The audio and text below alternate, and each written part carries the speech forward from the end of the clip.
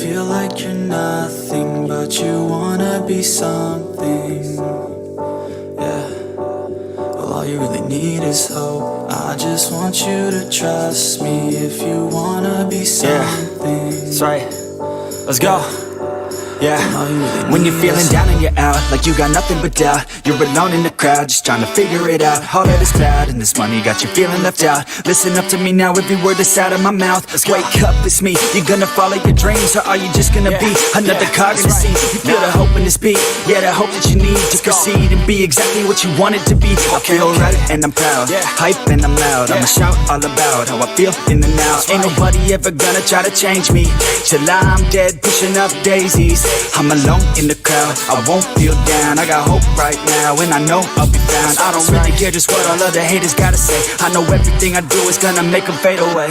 And when you feel like you're nothing, but you wanna be something, yeah, well, all you really need is hope. I just want you to trust me if you wanna be something. Yeah, let's go. Yeah, it's what you need when you're down, need when you're out. It's what you need when you're sad and when you feel left out. You feel an energy drought and then creeps out, but with a little bit of hope you can figure it out. Keep your head high even when you're down inside. Through the pain you fight and through the painful nights you keep striving, keep trying, keep driving, rising, keep thriving, surviving. Nothing's in your way but yourself. Don't need nobody's help. You can make it through this hell. Take it one step at a time, one step as you climb. If you fail you'll be fine. Get back up to the grind and never lose sight of your mission. Be driven. This life is a prison if you don't have vision. You're in it to win it, so get it, don't miss it. Your chances now, so be something somehow. Don't let yourself down.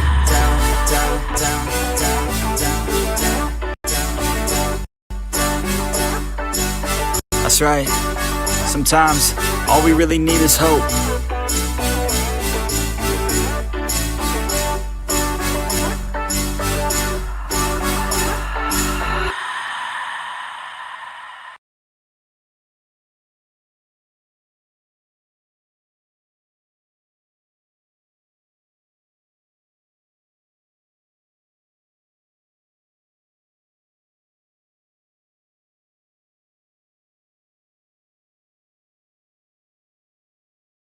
Good morning, everyone. How are you guys? Hi, BC. Hi, Annie Lou.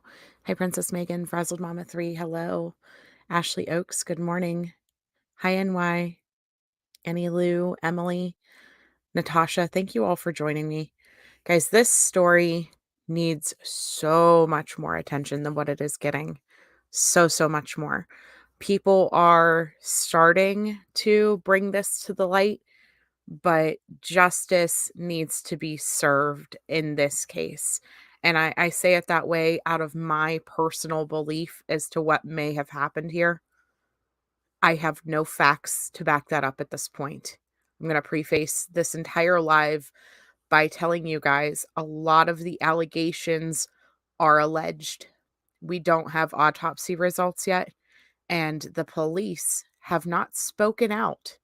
And I feel like they need to. I think at this point, the police need to start making public statements about what is going on in this investigation. They have had protest at this point, and it's getting bigger locally. And her community and her biological family on her father's side is not going to let this down and not going to let this go. They do not believe that Kierra harmed herself the way that it is being alleged. So, the other thing I'm going to tell you guys is this is probably one of the harder topics we are going to cover on this channel. A lot of times we cover missing cases and they're found safe later and it turns out to be a happy ending. This is not that. This is a girl who was reported missing by her family a day after a domestic dispute in which she was beat by her stepfather and he was arrested. And then 5 days later was found hanging in her basement. The basement that her parents would not let police search. So, red flags all over the place with this one. I'm going to put out what details we have, and I am going to show the video from her older sister. I am not going to show the video of the abuse. There is a video out there of this physical encounter happening between her stepdad and herself. I can't play it. I can't play it on here. You think it's a setup, guaranteed.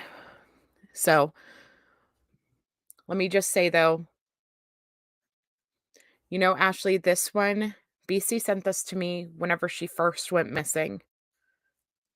And I started looking into it as I do many of the cases. And it's been one of these ones that over the last couple days that I've really been digging into and pulling together the research. I have submitted to get the 911 call from the domestic dispute, but I have not received that yet. I also submitted for the 911 call from when they found her deceased, and obviously have not gotten a response on that yet either. I do want to hear them. I want to hear the way her mom sounded or whoever made the call. I want to hear it because I think that this could be it's just red flags. Let me just show you guys the story and then you can make up your own decisions in this. So, good morning, Bex. I have no hope for humanity anymore. So many children being killed by the ones who are supposed to protect them. Yes. There is so much bad, but there is still good out there, right? Still good. So Broadcastify wouldn't have the call itself. It would have the recordings of the police interacting with the dispatcher, but it wouldn't have the call itself. So her mom went and bailed the stepfather out that morning, the same morning that she was reported missing. Okay, so Kierra Jackson, 14 years old. I'm going to read you guys this post. I guess it would help if I took down the overlay and shared my screen. This post has a great summary of this case so far, and then we'll look at the videos.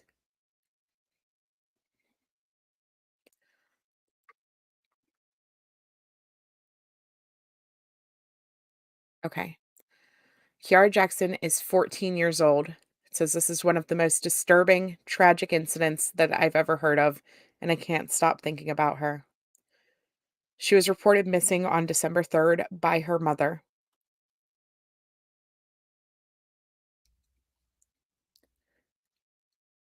Sorry. But only later to be found hanging in the basement of her own home, a home where she lived with her mother, sister, brother, and stepfather. On December 2nd at school, Kierra recorded herself with friends. In one of those videos posted below, you can hear Kierra saying, "I'm making memories because I'm about to die." There is also a video where she mocks about her mother telling her to leave and she's going to call police and say that she ran away. This is the day before her mom called police and said that she ran away. The day before. Later that night, she was at home. Her stepfather, Roderick Dion Neal, put his hands on this baby, hitting, kicking, and punching her. There is a video I have, but it's not allowed to be posted. He was arrested and charged with domestic battery. This video I've seen posted over and over again, and Facebook takes it down every single time because of the content. As you can imagine, it's very disturbing to watch a grown man beat a 14-year-old girl, punching and kicking her in the stomach, in the face, and other parts of her body, throwing her on the ground until, like, literally he threw her so hard that he stumbled backwards. It's disgusting.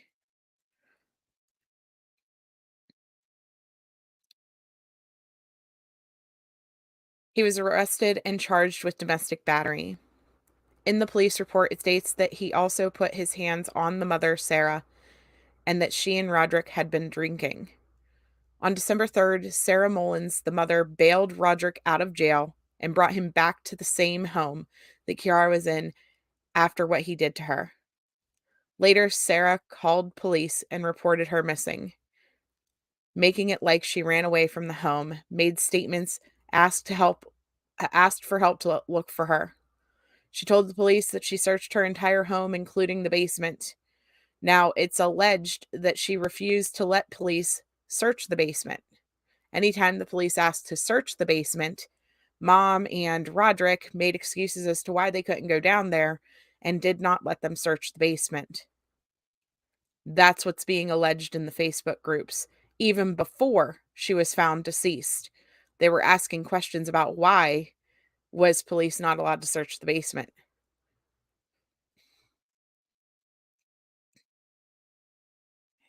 Five days later, on December 8th, her younger sister went into the basement and found her hanging by a rope. She states that her throat has been slit. Allegedly, there was also a journal found days prior to her being found at school, accusing the stepfather of molesting her for years, implicating that her mother knew and did nothing about it.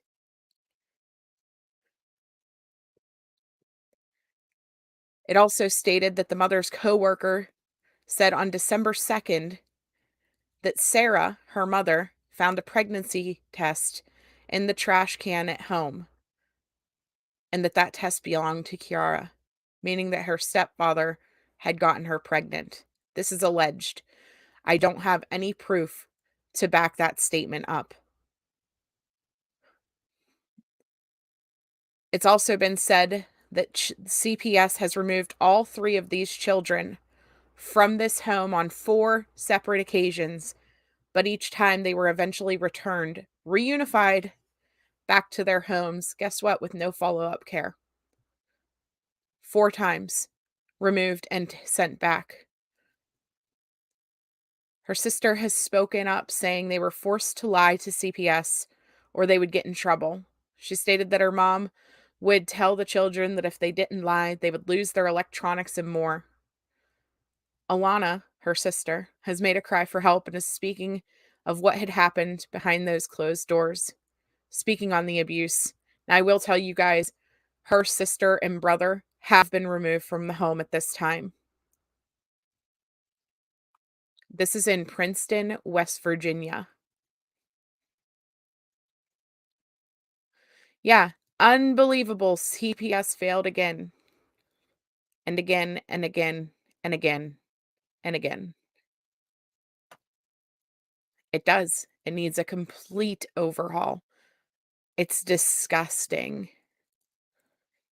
Yeah, a lot of the information has been taken down because the kids were still in the home. So her sister was coming on Facebook and putting stuff out, but people were encouraging her to delete the post and were encouraging people to delete their original post because people were concerned that Alana and her brother were still in this home with these monsters. And so once police removed them from the home, things are starting to resurface again, the details, but the first couple days of information was still there. The FBI are involved in this investigation now, and like I said, police have not spoken up at all to tell us if any of this is true or if they think this is suicide or what. You know, they're not telling us anything.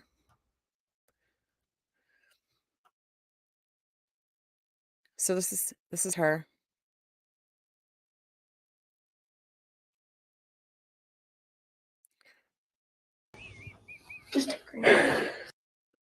So her friend had a post. Her friend's mom had a post and said that her daughter had noticed her recording, and you can actually hear in one of these recordings, um, the friends say What are you doing?" And she tries to play it off, because she realized that she was recording the conversations, and she didn't know why she decided to record their conversations. But in this one, you can hear her say that she's about to die. This is all the day before she was murdered, or she was reported missing, I guess I should say, because at this point we don't know if it's confirmed or not that she was murdered. So, let me play this one. Just take her. Memories, because I'm about to die. Just take her. I'm about to Memories, die. 'cause I'm about to die. Just take her. Memories, because I'm about to die. Just take her. Based on posts that we are seeing at this point, the FBI is involved now. They are assisting in the investigation.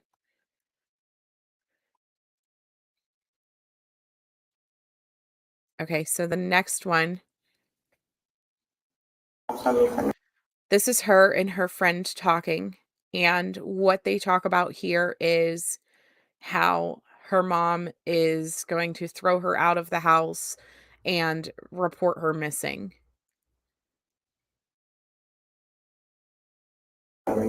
Yeah, my mama told me to get out of her house, and I was like, okay. One time, my mama was like, if you don't like the rules, you can leave. And so I left, and she called the cops on me. Yeah, she's like, my daughter's trying to run away. Please help me. I'm like, girl, okay. What are you doing? What? What's behind there? Oh, that's the one. Dummy. Bitch, that's not cool.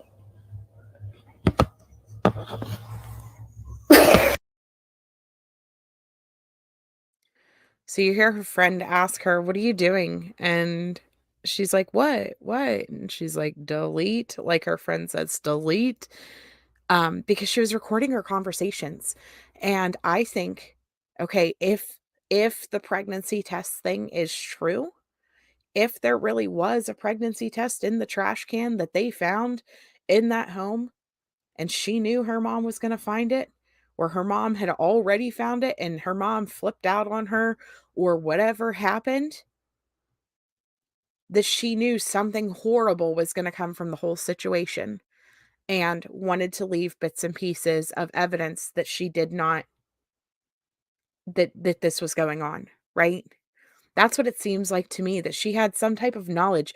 What other reason would she have to record her conversations this day?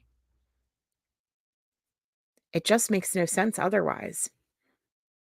Yeah, whether or not she was murdered or not, the stepfather and mother are the cause of what happened. I agree 100% with that. 100%. And if this does turn out to be a suicide type situation, they still need charged for all of the abuse, all of it that took place over these years. They both deserve to be buried under the jail and behind bars forever. Forever, in my opinion. So let's watch that one more time.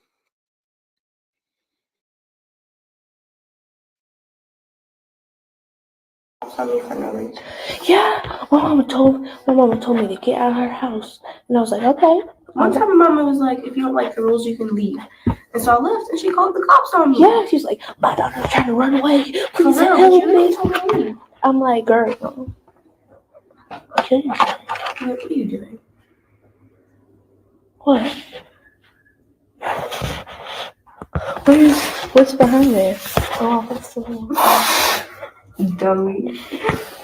Bitch, that's not cool. Oh, you just lied.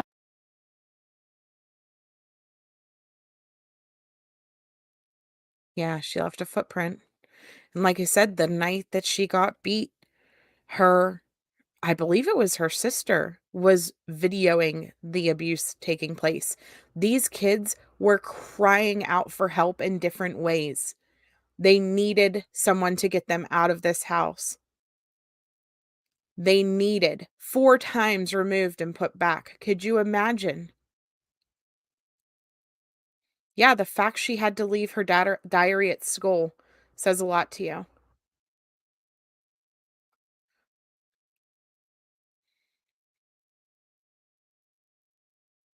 Yeah, they can. You're right. And all of that will come out with autopsies. That's why I'm saying, like, everything else is alleged at this point. We don't know exactly what the facts of the case are, but I'm going to put out there to you guys what her sister is saying and what her own words are saying. I want you guys to see the entire story for what these victims are putting it out there as. Yeah, this system is so broken. Exactly. So the evening that there was a domestic dispute, they call it, which I don't even understand how he got arrested for like a domestic situation because this is a child that he harmed. And so this should have been child abuse. So this is her accounts of what happened. She says, I was eating when I heard my mom and her boyfriend arguing with each other. My brother was involved because he wanted them to stop arguing. I walk upstairs to see what was happening. Then I see Roderick buck my brother like he was a grown man, and I told him to leave him alone. Then he started yelling at me, and we started arguing, and he started punching me. After I said, stay away from me and my brother, he was punching me. I walked, I punched back, and then we started fighting. Then I can't see the last word because of the WVVA thing. This is a grown man who had no trouble punching this 14-year-old girl. No problems whatsoever. How often and how many times were these children, the younger brother, her older sister, and her, subjected to violent attacks by this grown man? The mom's side says Roderick Neal had been drinking and mad because my middle daughter had stolen his phone 3 days prior. I found tonight and it made him upset.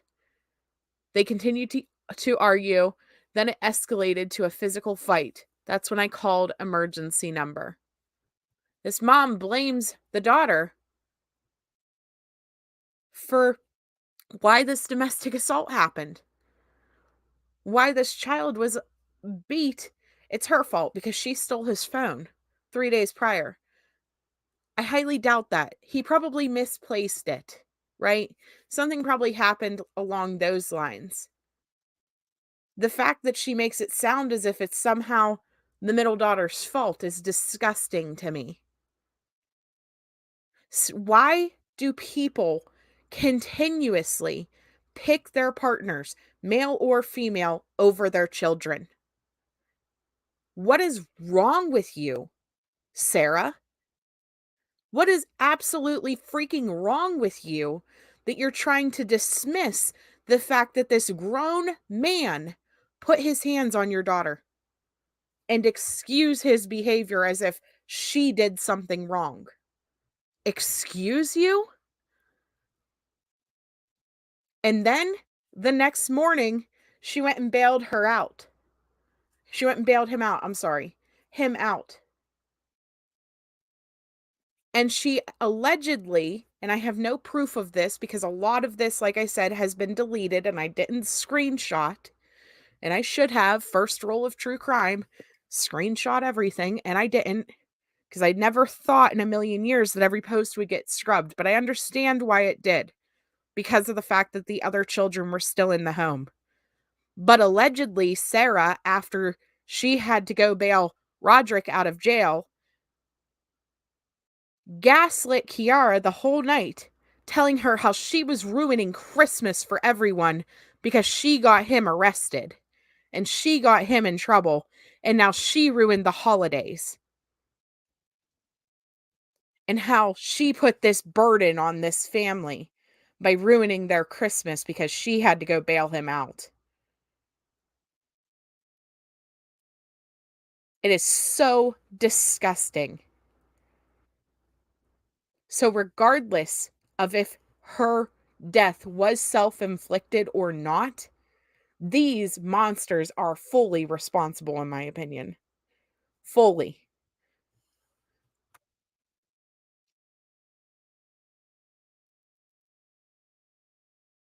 You bet he was the sole support, and she was afraid she was going to have to get off her butt and go to work. Maybe. No, I know she had a job because they have talked about her coworkers, but regardless, women do that a lot. They let these monsters stay in their home, abusing their children for financial gain or for personal gain, and overlook the fact that their kids are getting abused right in front of them. And they let them back and they let them in and all of those things. It's disgusting.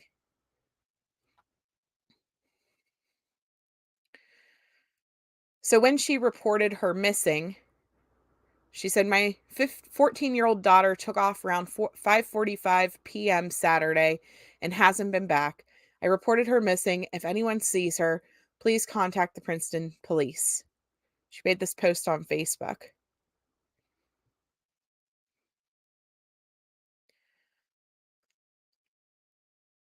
Her bio father's side is speaking out and all the things. And actually that upset Sarah and that upset mom. When they were speaking out, she actually said, this is before they found her deceased. As soon as they reported her missing, her father's side of the family came out in droves saying, nah, she didn't run away, because they knew that this abuse was getting reported. It says, I'm going to address this one time, Sarah says, and one time only. If you are on Kierra's dad's side of the family and haven't been in her life for years, don't see her for holidays, birthdays, haven't contributed a penny to raising her, before you want to get on Facebook and bash me about things you have no idea about or anything that has/goes on in my home, have several seats. My kids are well taken care of and loved. I do all that by myself. So run and tell that. My focus is finding my daughter and bringing her home, not justifying myself to you. As she is hanging in your basement, Sarah, how did you not find her? How did you not know she was there if you, quote unquote, searched the whole house?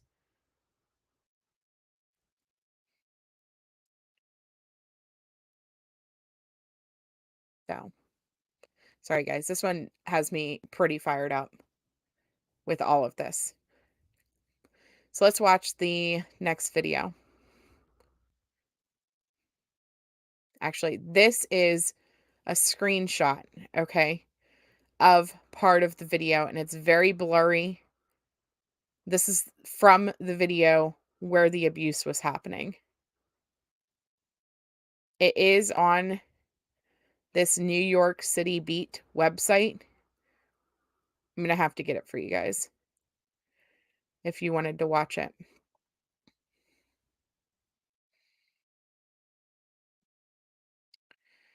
So Kierra, the day of these videos that she took, went to go see her guidance counselor. And from what I understand, she was in the guidance counselor's office for quite some time period. We don't know what she talked to the guidance counselor about. Exactly. We don't know everything. I'm just going to read you this post. It says, I've watched these videos 100 times. I wasn't going to share this one, but in light of everything that has surfaced recently, this is the friend's mom that shared this. In light of everything that has surfaced recently, where are we at? I've decided to go ahead and share it. This was the first video that Kierra started recording that Friday, the day before she went missing.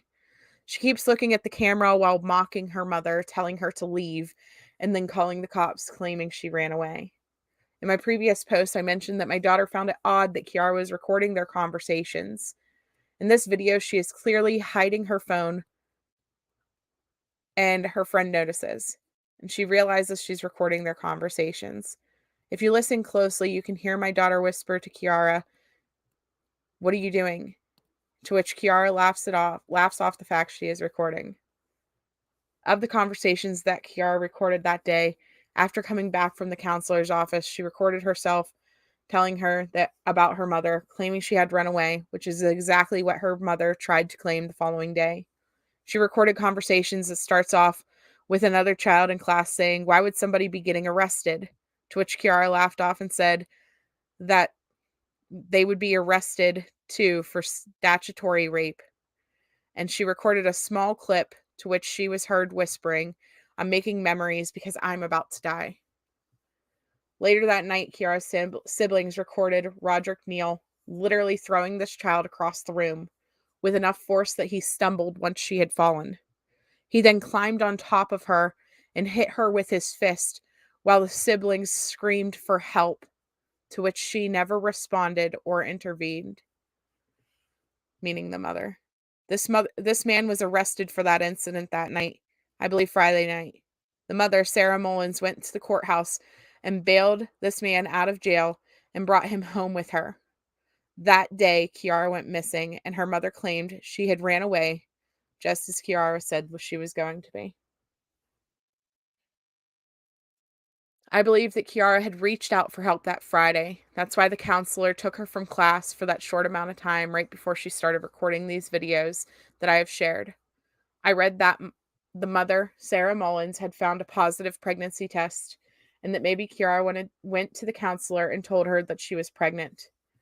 I believe that she knew when she went home she would be in trouble, and she knew she would be attacked as she had been many times before. In the video, Roderick throwing her across the room onto the ground, it looked as though he was hitting her in the stomach.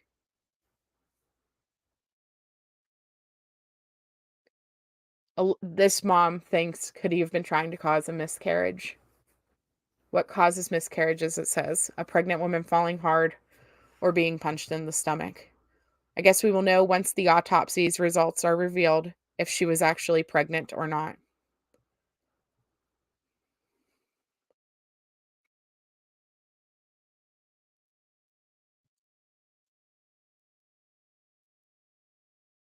Yeah, if this is true, then you bet they did this to hide it. It's very possible.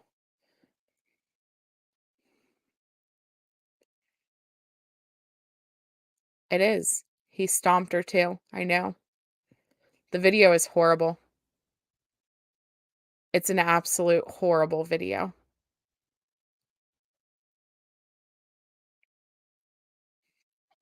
And we've been researching the So this one is going to, the news reads the full arrest documents for that night.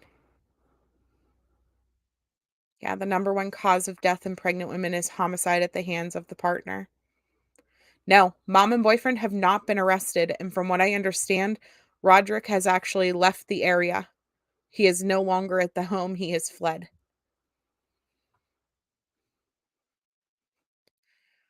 So let's watch this.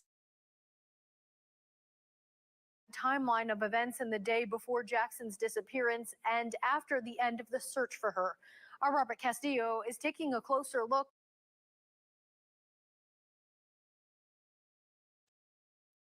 I'm gonna pause for a second. Is this one loud enough? Because if not, I can pull it up from the actual news article, because it's the same video that I was going to show you guys in a second.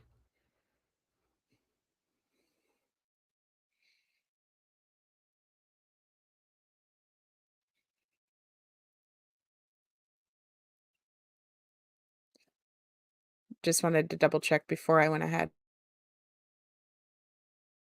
And shares what he found in this report.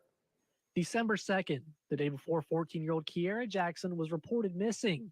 Her mother's boyfriend, Roderick Neal, was arrested for domestic battery. The police report says Neal had hit Jackson and punched her mother, Sarah Mullins, in the face. The report says the altercation between Neal and Mullins started over Neal's missing cell phone. Jackson's younger brother asked them to stop arguing. The report says he and Neil began a face-off with one another when Kierra told Neil to leave her brother alone. She and Neil began to argue, and Neil hit Jackson. Jackson reportedly hit back, and then Sarah Mullins intervened to break up the fight, and she was hit then by Neil as a result. I'm going to tell you guys that watching the actual incident, it does not go nowhere near as quickly as what that news report just described it. This wasn't a one or two hits and then mom jumped in to break them up. That is not what occurred. This was this man physically beating this child to the point where she was on the ground while he was beating her. This wasn't one or two hits.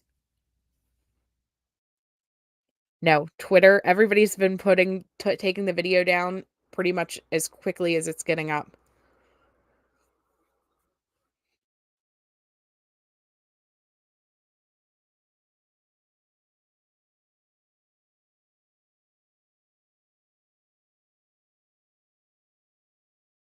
The police report says both Neil and Mullins had been drinking, and blood alcohol tests show he was twice over the legal limit, and Mullins was well above the .08 threshold for intoxication.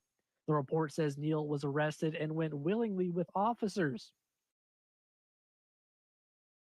So the video was initially put out by her sister, and the New York, BC, do you want to post that link that you had sent me?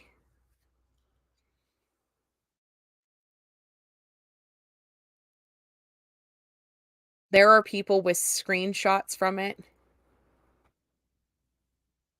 and different things. I'm assuming that the police have it. This New York City beat. I got it, actually. I got it. I know, right? I actually have this up. New York City beat. He's been posting the different things about this. He's following this very closely. Or sorry, not New York City. North Carolina beat. Duh. Not New York City. North Carolina beat, the NC beat. He's been posting this stuff. He's been following the case, and he has the video on here.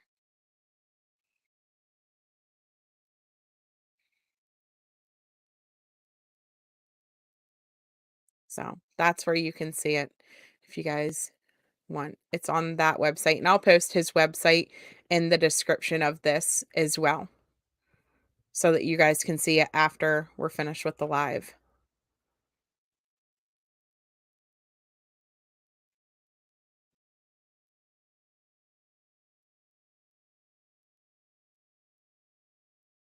Yeah, he has his own website, so it's kind of easier for that, right? Because you don't have to deal with YouTube or Twitter or any of the things, monitoring and pulling it down, which I already know. Like, I cannot post it. It's about 30 seconds. It's towards the bottom of this article. And actually, if you guys want to travel and go see it, I can wait right here while you guys go look. It's towards the very bottom of this article that I'm posting right now. It's about 30 seconds long.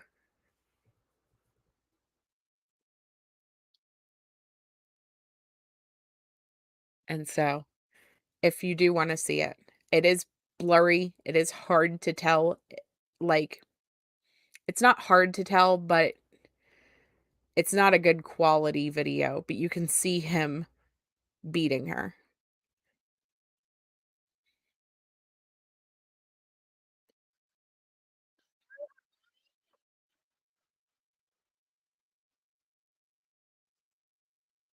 It's like you can tell there's a lot of chaos that's going on in the scene, and she's laying on the ground while he is hurting her.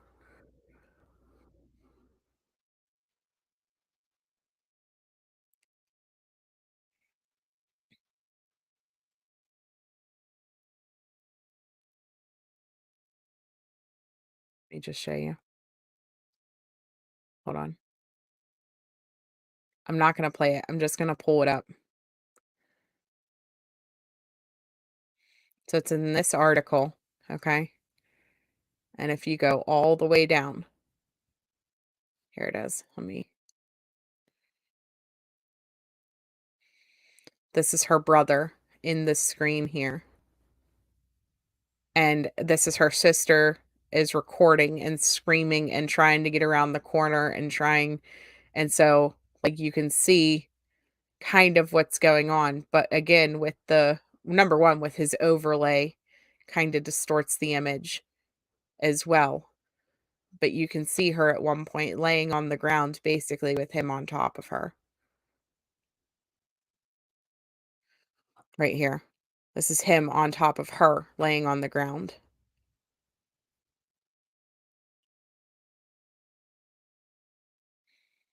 Yeah, it's only a fraction of what was initially out there. Only a fraction of it.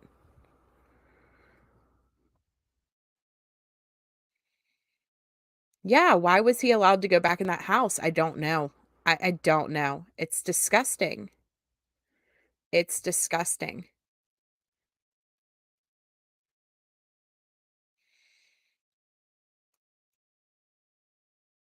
Yeah, it's horrible. I know, and then the siblings. So the sister is watching this happen. The brother, I would say based on seeing him in that video, he's probably no older than like 10. That's traumatizing for a child to see something like that go on. It's disgusting. It's disgusting. The fact that mainstream media is not picking this up is what's bothering me. BC, I think that part of that is because the police themselves have not come out and spoke. The police haven't done a press conference or an update or any of the things, right? None of it. Yeah, Jax, I'm going to play that one next. Let me finish this news article first. In Jackson's own writing in a police statement, she confirms the argument and fight had taken place when her younger brother had come face to face with Neil. Mullins, the mother, says Neil was upset at Jackson because the teen had stolen his phone, which Mullins found. The report says it was Mullins who called 911 when the fight broke out. Neil was bailed out on the domestic battery charge, and the next day, December 3rd, the same day Kierra Jackson was reported missing. 5 days later, her body was found in the same home where the fight had taken place. Emotions are running so high in this case, someone came and shot at the house where Jackson was found and then fled on foot. That gun violence was reported around 1:13 a.m. on Sunday, December 11th. Police say at least 6 shots were fired at the house, with 2 of them going through a window and into the home. Now, police are looking to charge the person responsible with felony attempted murder. Later Sunday, more than 250 people converged on the Mercer County Courthouse due to their apparent outrage over Jackson's death. The crowd marched from the courthouse to the home where Jackson's body was discovered to continue their protests, verbally blaming the system for failing Kierra Jackson. Right now, Princeton police officers are posted at the home. While there are other reports the FBI is handling the case, WVVA has confirmed it is the Princeton police in the lead of the case, with some assistance being provided by the FBI. Right now, the investigation continues. Kierra Jackson's body was sent to the state medical examiner's office for an autopsy. Here for you in Princeton, I'm Robert Castillo, WVVA News.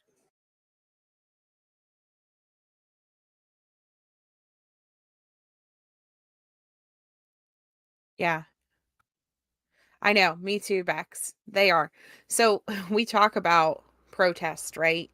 And we've talked against some types of protests before, but there is a time and a place.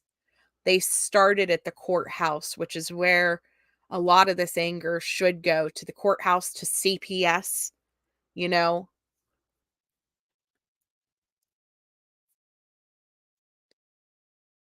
This is the type of injustice. This girl was put back in this home 4 times. Yeah. Okay. So let me show you guys now this next video, guys. This is him. This is Roderick. This is Sarah, her mom.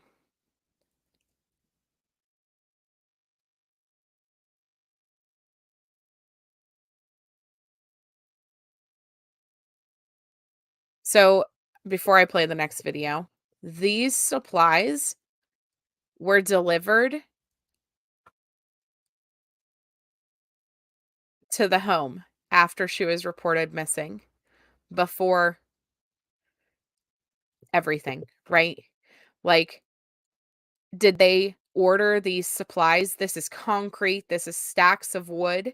Were they going to, like, just build a structure around her and hide her? Were they just going to bury her and put concrete over her and then build something there so that nobody would look? You're not going to tell me they didn't know that she was in this basement, especially with the fact that they were trying to not let people down there to search. Yeah, that's exactly what I thought about. I thought about Adam building that wall around the refrigerator.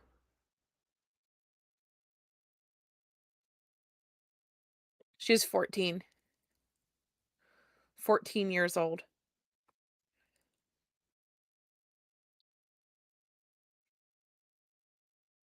Yes, cray cray, I will.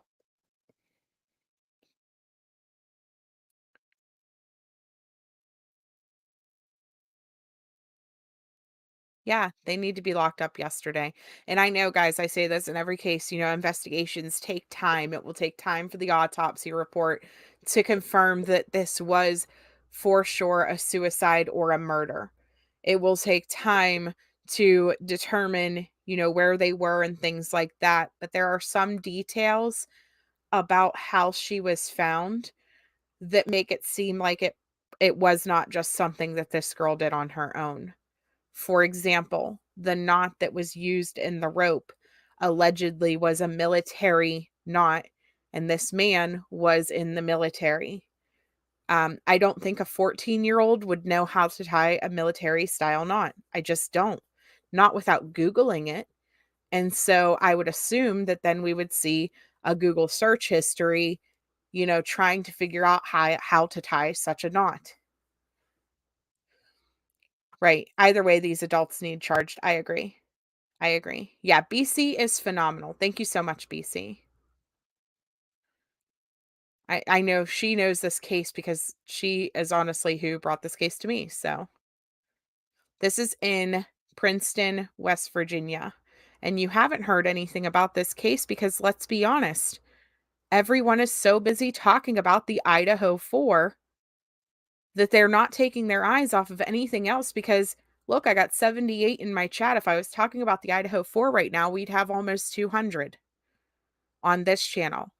And some channels won't walk away from the viewers long enough to see other cases. And that is just the facts. They won't do it. And I'm sure now that this case is starting to get more traction, that there will be a lot of people who will jump on this case. And that's okay. I'm okay with that because guess what? We need everyone to jump on this case. We need everyone to see the atrocities that happened to this child. Yeah, if it was a suicide, he wouldn't have run. Yeah, thank you, LM. Yeah, exactly. Our hearts are big enough for more than just Idaho, or they should be. Awareness is key. Exactly. Yeah, Chasing was talking about it last night. I was in her chat, actually. But I told her, like, this is something that I've been looking into. You know what I mean? I had this live scheduled since yesterday. But I'm glad. Like, Chasing's another one. She won't just stay on one case. She will cover everything. Yeah. It's hard. It's hard. And there are some cases that, some people just can't cover. They can't cover stuff like this because it might be something that they struggle with.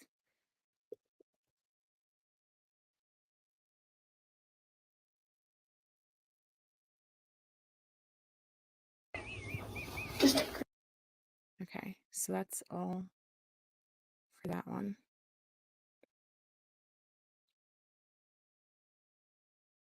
Thank you so much, hon, for the support.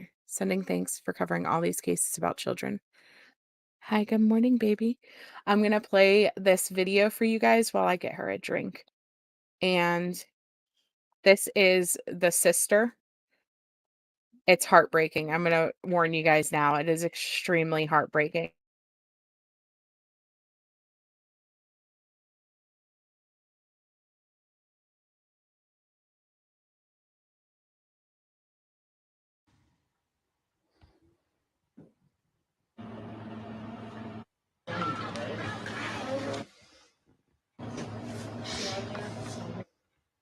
My stepdad has did this.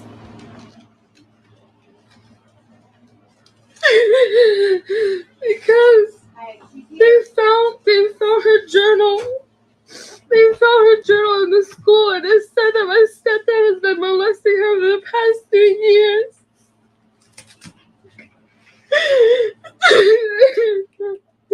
And my mom let it happen. All y'all people, I hope y'all know, my mom let it happen. She got him out of jail each time. She got him out of trouble each time. She made us lie to CPS every fucking time. And I couldn't say anything because I would get in trouble.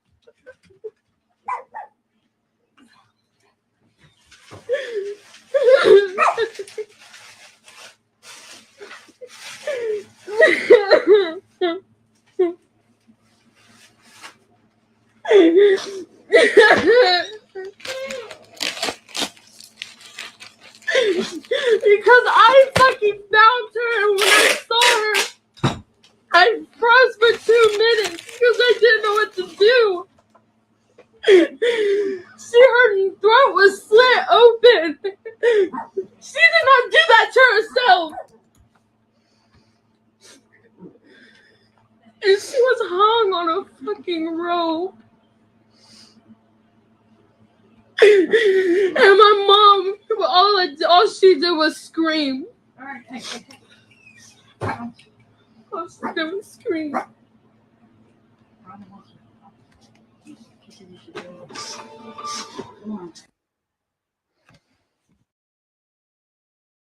On January 7th, 2022,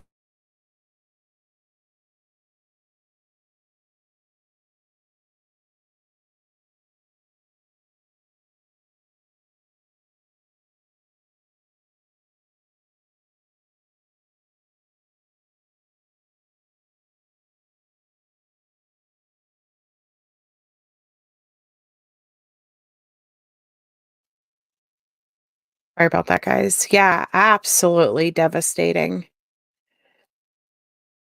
Yeah, of course, another CPS father. Right? That's what the sister is saying. And I will never, I don't like to throw accusations or speculations that we don't have evidence or proof for, right? But whenever it comes down to what a victim says, to what victims are telling us, I will always take the victim's word for it. If it's proved wrong later, then so be it. Maybe she didn't know, maybe she just thought she was, then so be it. But I'm going to take the victim's word for it 900% of the time. This girl found her sister like this. So, right, there's no way she slit her own throat and then hung herself. And I will say I looked into the details of what happens during a hanging. And this is going to be kind of gruesome, you guys, but there is a possibility, depending on the width of the rope and things like that ligature marks could happen to your neck during the process of your death in a suicide like that. We don't know exactly what type of injury or neck injury she had. But it was enough that that's what her sister thought, that somebody had slit her throat and hung her. The sister and the brother have been removed from the home at this point. Right, not enough to right. And so that's one of those things where exactly, we will have to wait for the autopsy report. They'll be able to tell if it was sliced or torn by the rope. Do I think her 16-year-old sister walking into this horrific scene, do I think that she would have been able to tell us the difference? No, not in a situation like that. Absolutely not. I mean, not if it turns out not to be that way, right? This all happened December 8th is when she was found. She was reported missing by her family on December 3rd. There was a domestic dispute on December 2nd between the stepfather and herself.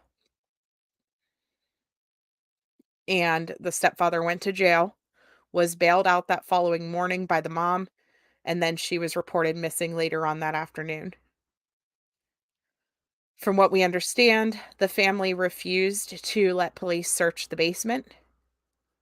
And 5 days later, her sister found her hanging by a rope in the basement. Thank you, baby. So this, guys, is a video from the protest. I'm going to go ahead and put this on real quick, and let's watch this.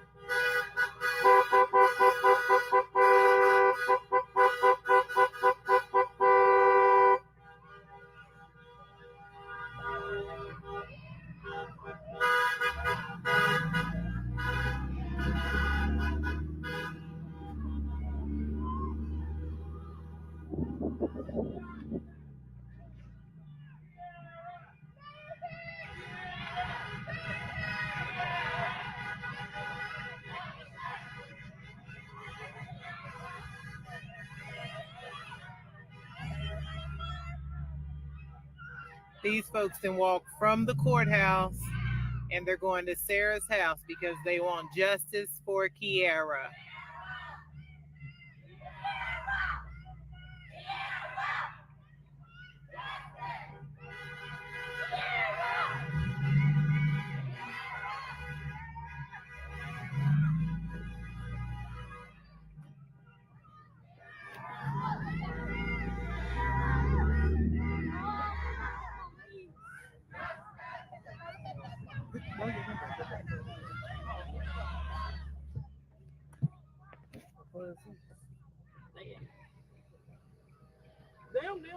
Damn. Well, that better bitch. They ain't gonna let nobody go to her house. I'm just gonna lie. Oh, you are too? Me too. I was about to say, the way you cuss.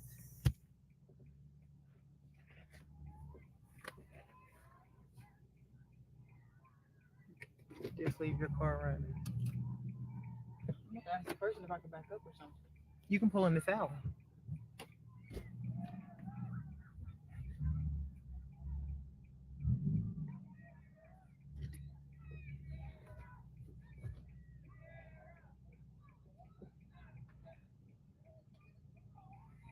They're all the way down there. I'm gonna come to the other end, show them. Like up by the BP. You ain't gotta come up by the BP. Oh, you ain't gonna get. Yeah, you ain't gonna get. Don't hit nobody's kid. I'll tell you where to go because you do not know your way around. Okay, sorry about that. I had to get her drink and stuff and get her breakfast.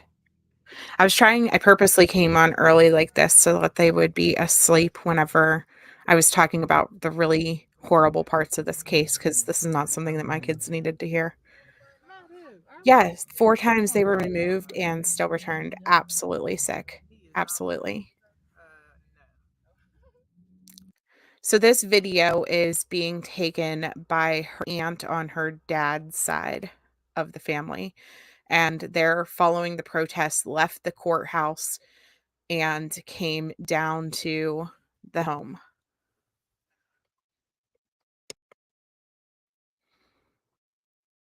Oh, yeah, I agree. The mom is as much of a piece of crap as her husband. I agree. Totally agree. Morning, Tim. A left. You could have went right there. So as far as why didn't Biodad get custody, I'm not entirely sure how involved in their lives he was. I mean, whenever you look at the dynamics of families anymore in this world, oftentimes you see situations where the mom withholds the children from the father's side of the family, and it's typically backed up by family courts for moms to do that. And that's horrible, but it's true. Yeah, the family courts aren't for bio dads. Yeah, guys, please, if you haven't already, and I know it sounds so silly to push the like button on a video like this, but it's about the algorithm, not about liking what is going on. The algorithm needs to see what happened in this case so that this story can get spread to other creators, so that more people can cover this. We want national news on this case to push to find out what happened. Yes, and as we know from Angel's case, West Virginia CPS is horrible. Horrible. You really doubt we'll see any press coverage or conference on this whatsoever from the police, at least because they done screwed up big time. I don't. It's hard to say if it was more so the police or CPS, honestly, in this case. So get stuck behind this car for a minute.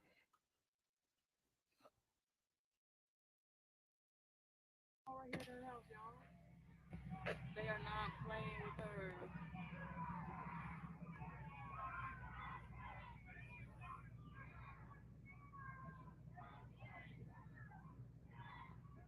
That's the house where my cousin was found in. Sorry, I thought it was her aunt. It's her cousin.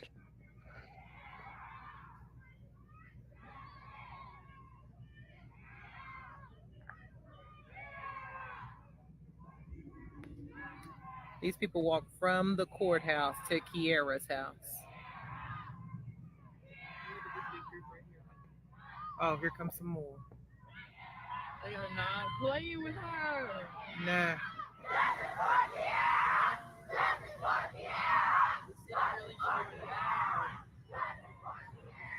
Mitchell, get your lawn care out of the way. You cannot get through there.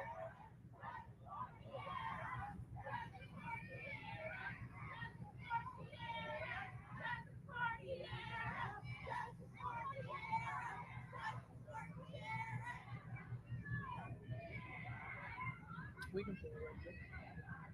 I mean, the people might make us move in a minute, but still. Bio mom and husband. We can't just have It was her her stepfather. Bio mom and stepfather. You seen the ages of these protesters, right? This is a lot of her school friends. This is a lot of young teens that are out here protesting because this happened to their friend, and they know their friend wouldn't have done this. Oh, ain't nobody. Pull right there. What? No, pull right here, like I asked you to begin with. Yes, you can if you pull past his truck right here. Stop.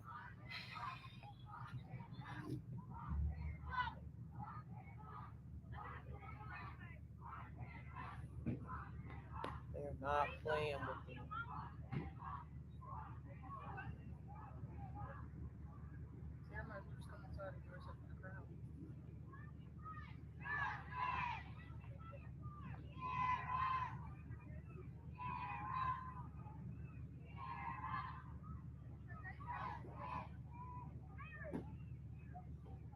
Yeah, Nina, they're home. But the police, they told the police at the courthouse that they were coming down here, As long as they don't step on her property, then nobody will get arrested.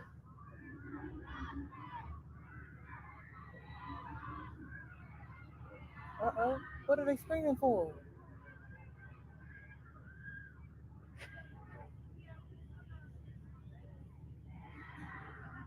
What is going on? What? If she don't get in the house and get a coat and some shoes on.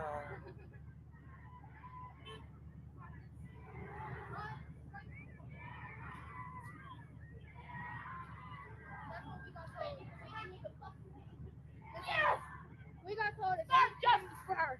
If we got told if anything happens, we gotta. Oh.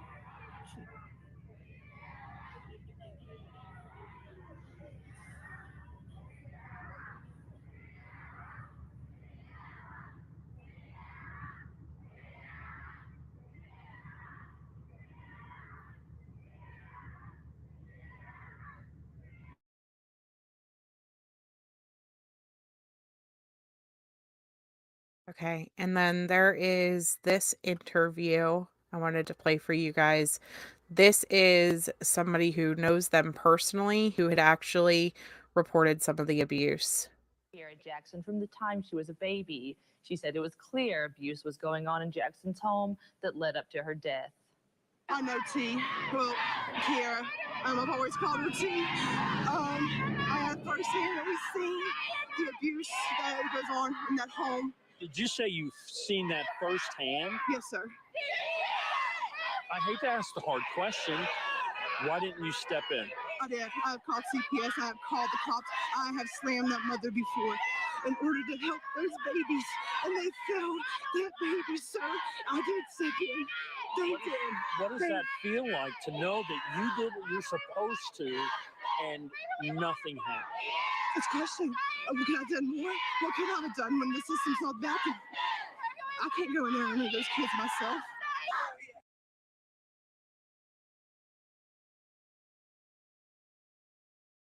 So some of the reports of abuse came from that woman. And she's right. Legally, what can you do when you see it happening?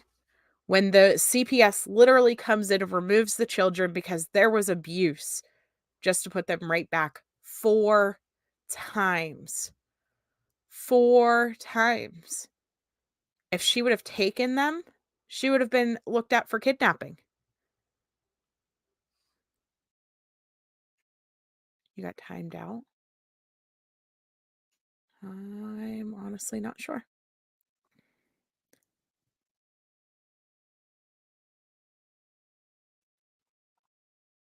It honestly could have been a pocket mod whenever I got up, to be completely honest.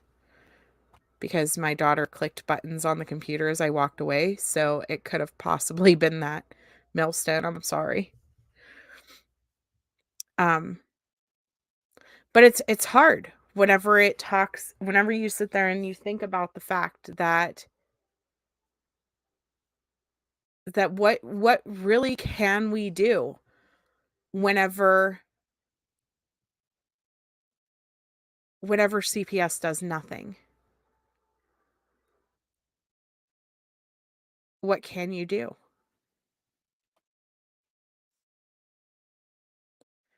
Yeah, you can't just go around taking kids without a court order, but CPS should have. Exactly.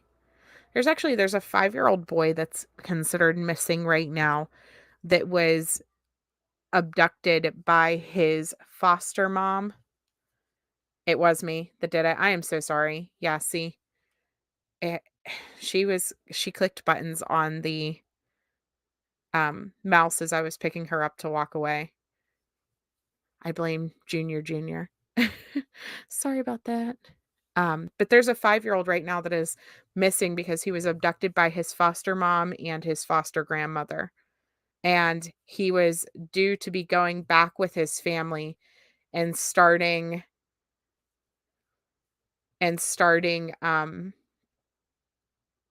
overnight visits with his family.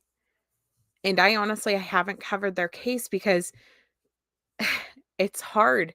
What was he removed for? That's my question whenever I seen that he was considered missing and that she's on the run with him, and she set up basically to go on the run with him a couple days before she went on the run with him. And I haven't covered it because I'm just like, how do we know that that lady in her mind isn't protecting this child from whatever abuse that she saved him from? And that doesn't make it right. You know, he still needs found, she still needs held accountable and things like that. But in an instance like that, where it was literally days before he was supposed to start overnight visits with his family again, I'm sorry, but we've seen too many. We've seen too many Oakley Carlsons. We've seen too many situations where these people are returned back to their families. Harmony Montgomery, Kiara, Elijah Lewis, Big Boy Benny. Like there's too many names that I can name. And so I have to pause and say to myself, does she feel like she's protecting him? Does that make it right? No. There are legal ways to do things. But you can't help but wonder. You just can't help but wonder. Yeah.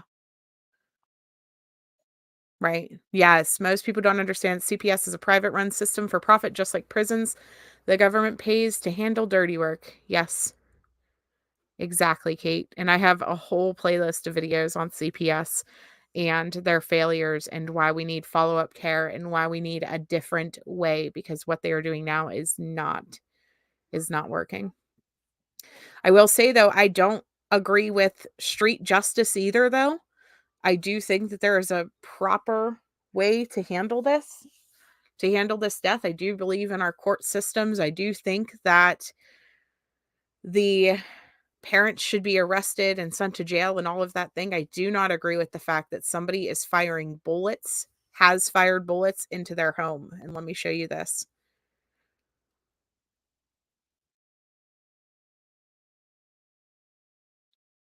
The shots were fired into the home of the family of the West Virginia girl who was found dead.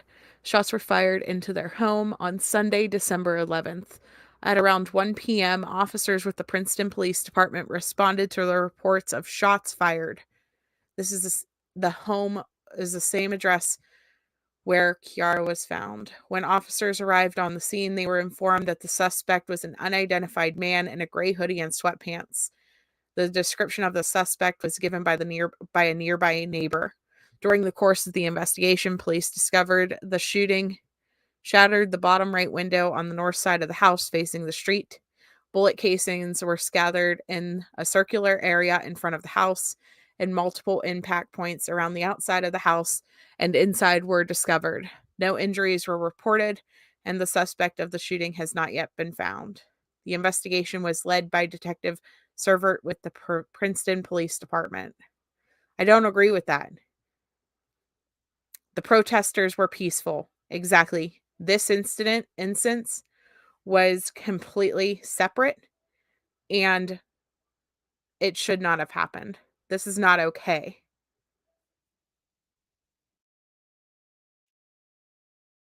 This is not okay. It's reckless. Exactly. What if the other children were still in that home? Like, they could have harmed somebody else that was in that home that had nothing to do with the parents. It's just reckless. I agree. They both should have been arrested. I agree. The parents, in my opinion, no matter what, should be in jail. If all of these accusations are abuse and everything else are true, then they absolutely should be in jail. Yeah, she'll call police for her safety, but nothing to protect her own kids. Yeah, your faith tells you to abide the law of the land, but what when that law is letting kids die? No, I agree, Kate. I really do. Because exactly, are there actually legal ways to keep these kids from in these situations?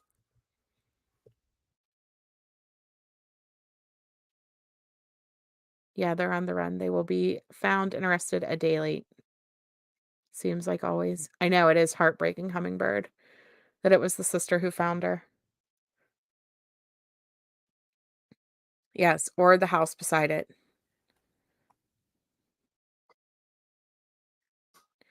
That's sad. In Tennessee, you have children sleeping at CPS offices. That's sad. Yeah, the mom was abusive as well.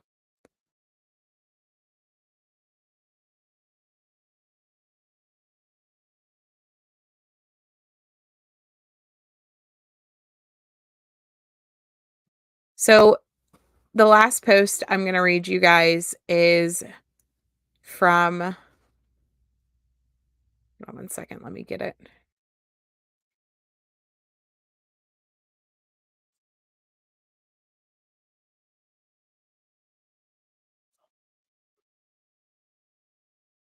I'm going to show you guys the pictures of the vigil that they had for her.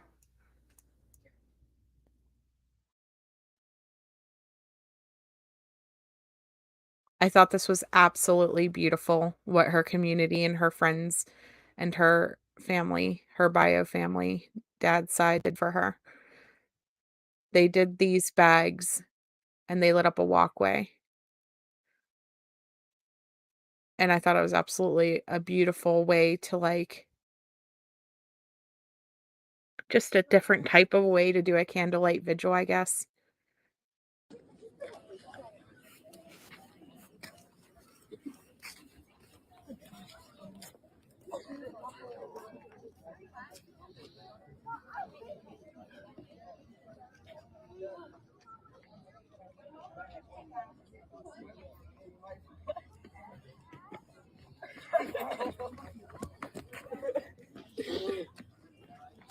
Hey, did you do that?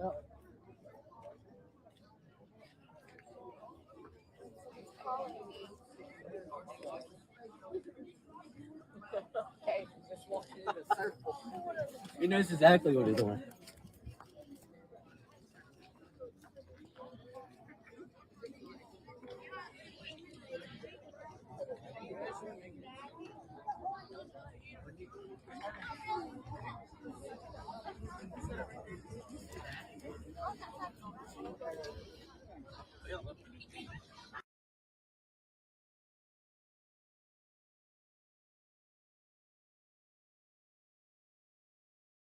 Yeah, light the way for Kierra.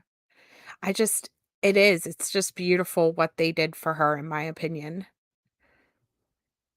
Like, it's different. I've seen a lot of vigils and things like that, and to me, this was just a very different way to honor her, and so this was all the middle school students did this. They decorated bags at school, and they did a candlelight vigil.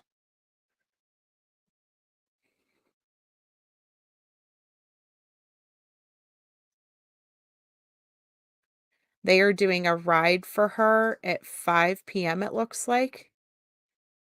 Let me see. Let me pull this up. Yeah, very impressive.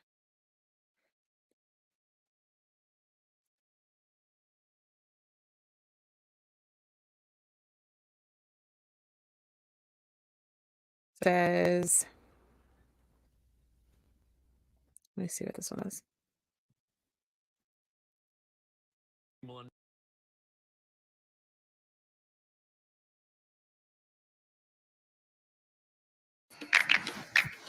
Hear that? It's the sound of your sandpaper skin shredding the sheets. You need Jergens. The home where Kierra Jackson was found dead in the basement last Thursday is becoming a memorial in honor of that 14-year-old. People in Princeton are now placing their own offerings in front of the home, including letters and stuffed animals, among other items in Jackson's honor. That's along with local groups coming together in bigger ways. A trucking group based in Mercer County, 304 Takeover, is planning a ride for Kierra tomorrow. A co-founder says a gut feeling led him to organize this event. It's just hard to explain. There's some reason I got a gut wrenching feeling that, something happened to this girl, or, she hurt herself or something. I couldn't figure it out. And then 2 days later, we seen the article that, they had found her, passed away. Tomorrow's ride is set for 5 p.m. and will begin at Princeton's Church of God. Lambert says the plan is to pass the courthouse and the home where Kierra lived. And there are 2 vigils planned for Kierra Jackson. The first is set for tomorrow in Mercer County. That's going to happen at the Princeton High School at 8 p.m. The second is set for Friday in McDowell County at Martha Moore Riverfront Park. That will begin at 6 p.m. Both vigils are open to the public. Melinda? Thank you, Martin. We have an update. Nothing.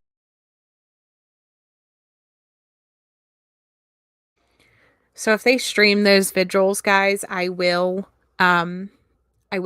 stream it here as well, as long as they stream it. But I will be looking for it.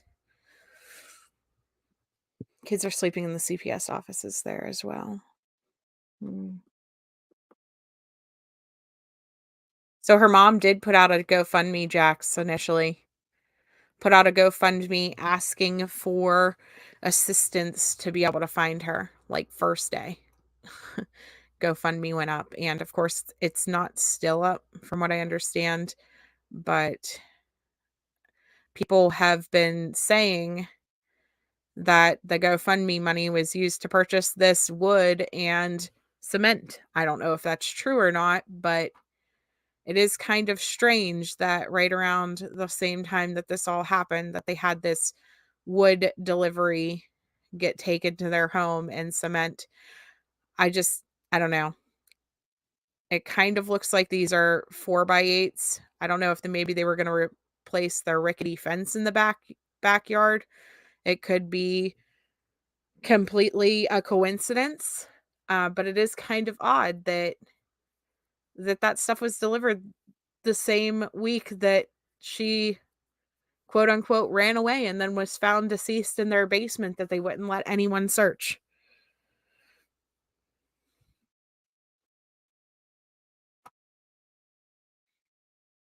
Yeah. Let the world hear what has happened. What is it going to take to change things exactly? Oh, thank you, BC. So thankful for you, Sleuth Mom. It would be easy to do the same cases day after day. Instead, you bring us news cases. I feel like if I didn't BC, that you would just keep sending them to me. No, I'm just kidding. I do it to keep you quiet. No, I'm just kidding. I love you. You're the best at honestly bringing stuff even to my awareness, because between the kids and covering stuff and all the things, like I wouldn't be able to cover nearly as much as I do without you guys helping research and help me pull stuff together and helping bring stuff to my attention. My mod team is 100% my rock.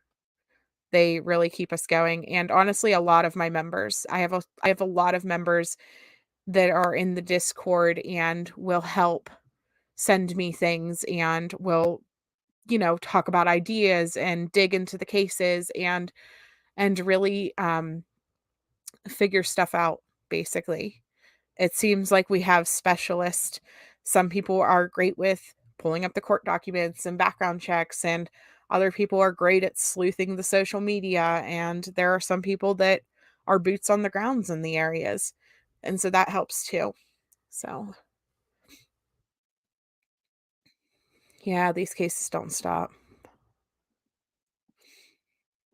I know I'm right. I know I'm right, PC. You'd be blowing up my chat like, are you sure you don't want to talk about this one?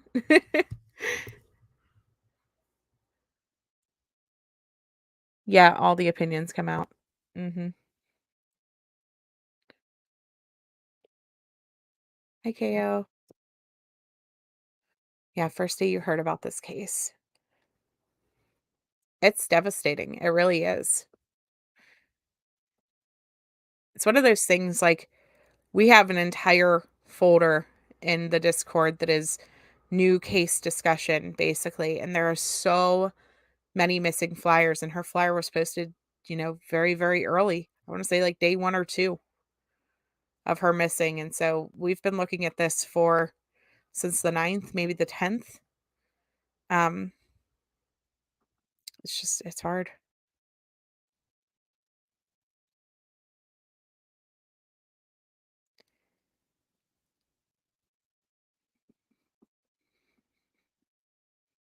Oh, yeah. That's what we do, guys. We gotta, if we're going to be here to raise awareness and discuss these cases, then we are going to discuss as many as I can. You know, has it gone down from whenever I very first started my channel? Yes. But I also, in the last year, had an infant to go to being mobile. So that has taken up a lot of time, and she is a wrecking ball. And so it makes it difficult to keep up with stuff.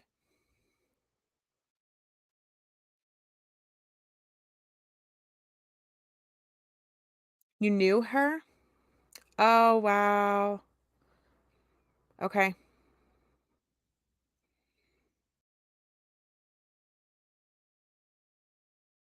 Will do. Will do. That's crazy. How's Gracie doing?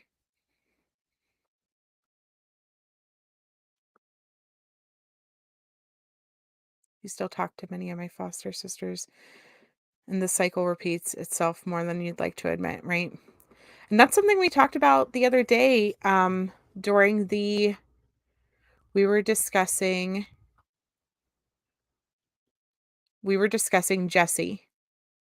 Jesse Wilson. If you guys didn't watch that video, I encourage you to go watch Jesse Wilson's video, because his case gives me hope for these kids that we believe to be deceased, for these ones that, you know, the parents we think did it, or somebody close to the family did it, and we haven't found them yet. His case gives me hope that someday there can be justice for a lot more kids. That someday there will be closure. And Jesse's case, you know, he was missing for 2 years before they found his remains, and 6 years before an arrest. But we also talked about the failures in the system that night. You know, we talked about CPS failures. We talked about why it occurs, and we talked about follow-up care. I really genuinely believe that we need follow-up care. We need a system in place that has nothing to do with CPS. That these kids that go through this system, whether it's adoption, fostering, reunification, anytime that these kids are involved in this system, so that they can have mental health checks. I honestly believe it needs to be weekly, bi-weekly, something where they're getting counseling and checkups to make sure that they are still in a safe environment, in a safe home, and that they are emotionally well. I think that if they got therapy through those situations, that they would grow up to be healthier adults, so that we would stop seeing these situations repeat and repeat and repeat and repeat in families. Generational abuse is a real thing, and somehow we can stop that, but we have to change the tide. Yes, I can put the link. Let me get it 1 second.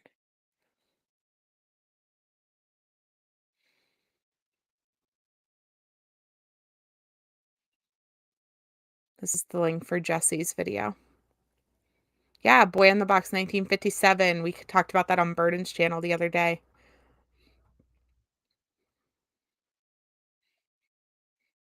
Princeton CPS is a joke. We know firsthand. Ugh, it's so frustrating. Yes, absolutely. Welcome, Marmar. So, I don't know, guys. I am going to go ahead and close up. Got 2 awake now, so time to wrap up and get the morning started here. And I love you all so much. Thank you guys so much for coming. If you haven't hit the like button, please do so. I know you got some lurkers up there. If it would make you feel better to hit the dislike, that's okay too. Still boost the algorithm. Get it out there. Get it out there. So, love you guys. Thank you so much to my members, and thank you mods for being here. Thank you guys. Bye.